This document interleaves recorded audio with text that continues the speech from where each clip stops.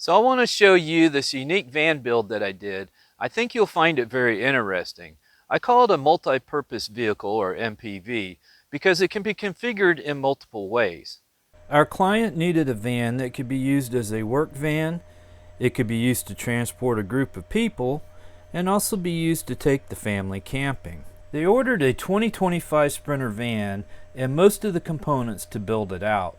However, they hired me to do the work. We started by installing roof air and a vent fan on the roof. Next, we added a window to the side door and a slider window on the driver's side. They purchased Duro Therm wall panels that are custom cut for this van. While they are intended for work vans, they work very well in this application. They are made of polypropylene and have a textured face. The inside is corrugated with flutes. The panel is also backed by a layer of foam with a reflective foil. This gives these panels a decent R value, plus we added Thinsulate to the wall cavities. Duro Therm panels were also used on the ceiling. They were purchased in a kit with adhesive-backed automotive-grade insulation. These, I have to say, are relatively easy to install. Now, one advantage with this design is, other than the backer frames for the AC and vent fan, no wood was used. It also has a bed system with an L-track, so it can be adjusted to different heights. Now, the L-track has to be mounted before the wall panels go in. They span between two of the horizontal members, and they're riveted in place. The wall panels were cut out to reveal the L-track. Since the corrugated edge of the panels show, we added some trim lock edge guard to improve its look. Bed support rails are added and can be mounted at different heights on the L-track.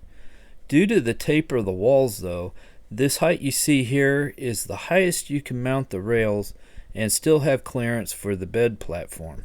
The platform comes in three sections. They are made from aluminum, and the panels have a composite core, which makes them lightweight but yet very durable and strong. Since this van is going to be for multi-purpose and will be used for working, the bed platform doubles as a large shelf to haul tools and materials. A cargo net can be added with the D-ring attachment points to prevent items from sliding forward. Now, the customer purchased second-hand OEM cargo floor system. I modified it by cutting out for the bench seating tracks. They also purchased new marine deck vinyl, which was applied to the floor system with contact cement. This made it better than new, durable, and a very nice looking finish. The floor D-rings and hold-down fasteners were installed next. The floor by the sliding door step was trimmed out with aluminum angle. The seat tracking system will allow up to 3 rows of bench seats to be installed. This will accommodate up to 10 passengers, not including the front 2 seats. And with all 3 rows of seating, there's still room in the back for cargo.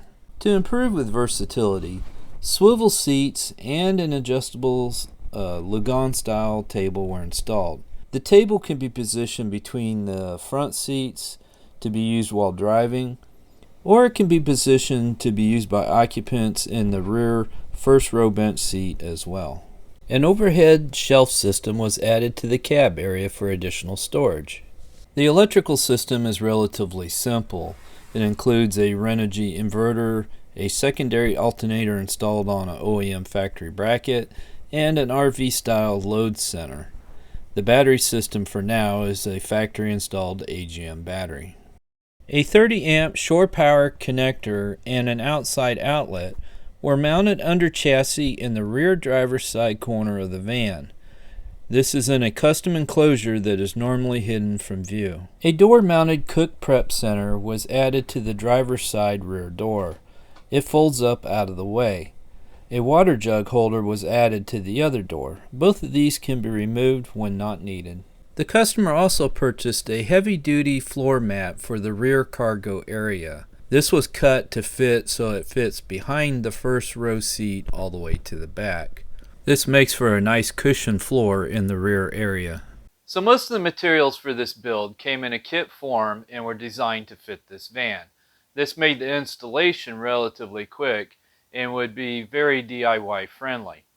However, there are probably other material choices that would save on cost, but would definitely take more time and skill to build. I also want to mention that because of the customer's desire to have the van to be used as a cargo van or a work van, they didn't want anything permanently mounted in the back that would take up space.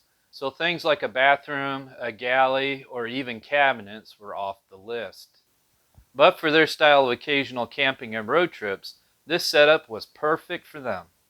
So I hope you liked this video, and thanks for watching.